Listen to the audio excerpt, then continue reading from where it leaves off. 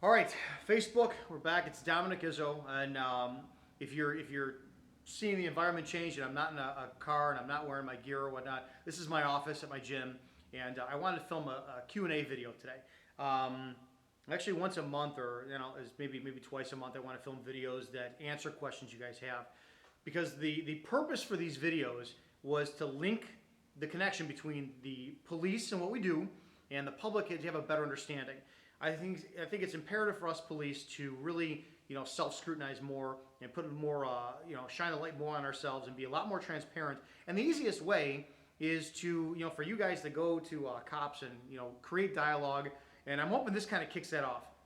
Because remember, I'm not the end all be all source for answers. There's a bunch of other infinite other officers out there who are so much more intelligent than I am, so much more better at the job than I am.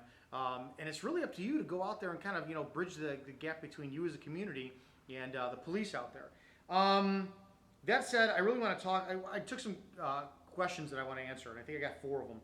And I based these off of the likes that were asked, so the level of popularity. And I'm going to take them in random order.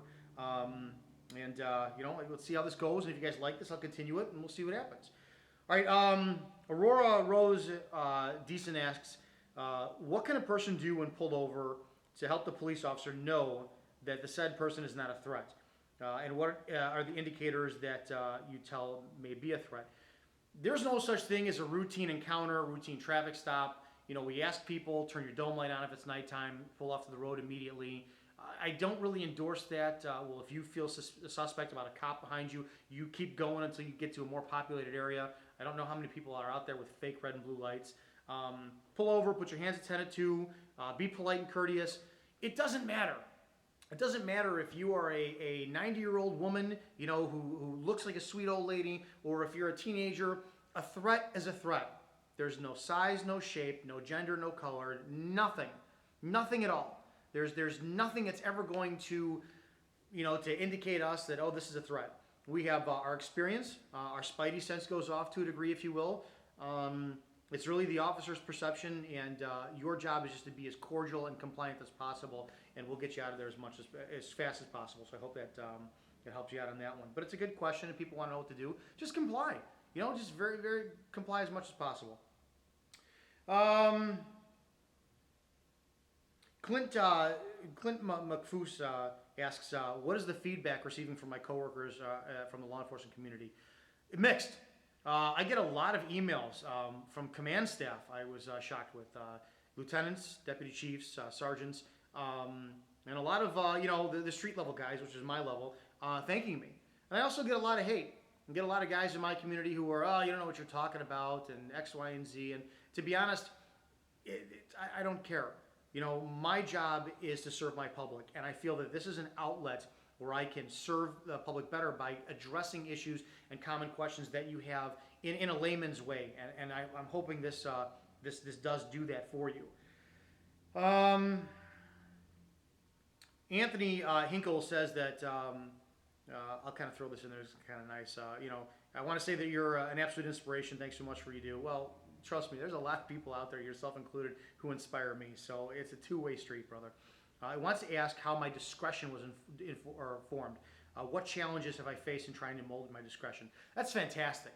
That is life experience. I used to think all the time, it's like I started at 26 versus 21. And how would I have acted if I started at 40 versus 26? Life experience is going to dictate your discretion.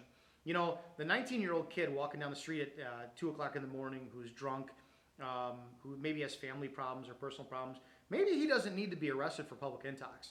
If there's something you can dig and you can do more research and understand your community better, that's going to be key. Discretion is formed by learning your community, by understanding your people, understanding their needs, understanding their dynamic, and being a compassionate human being. So, officers don't need to be robotic. The law is the law. The law is very much open to interpretation. It's black and white, and it's gray at the same time. But you know what? Being a human being and having compassion and understanding what our service is in the first place, which is serving the public, you'll find your discretion molds over time with that one. I hope that answered that question. All right, and Benjamin Paul asked a question that I was really not going to answer, but I think that I personally got something out of it great. So Benjamin Paul wants to know my thoughts on the lieutenant from Fox Lake. So we have this. If you haven't followed the news, I'm going to let you look at it on your own. The Fox Lake officer who we now found out the circumstances in which he died. I think that it's one of the greatest things for law enforcement ever that he selfishly and foolishly, while tarnishing the badge, created an opportunity for us to outshine integrity. What he did was irresponsible. What he did was selfish. What he did really was a slap in the face. But what he did was create an opportunity for the rest of us to really stick it back to him. So as far as I'm concerned, you know what, and that's with any cop's actions to a degree. You know, we do have bad apples.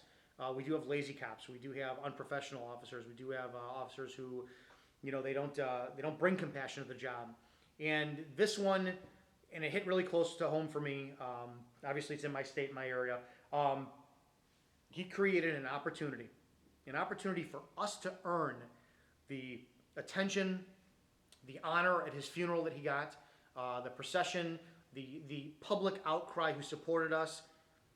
He created an opportunity for us to take that for us. So I'm in part, I'm going to take a silver lining to this cloud and say he did what he did, and you know what? He disgraced his own badge, not ours. He created an opportunity for the rest of us to step up to the plate and show how much we deserve this nationwide support that he didn't deserve. So I hope that answers your question on that one. And you can rest assured damn well that most of us that I've talked to, we share the same frame of mind, and we will be earning, we'll gladly clean up the mess that he created. And we're up to the challenge.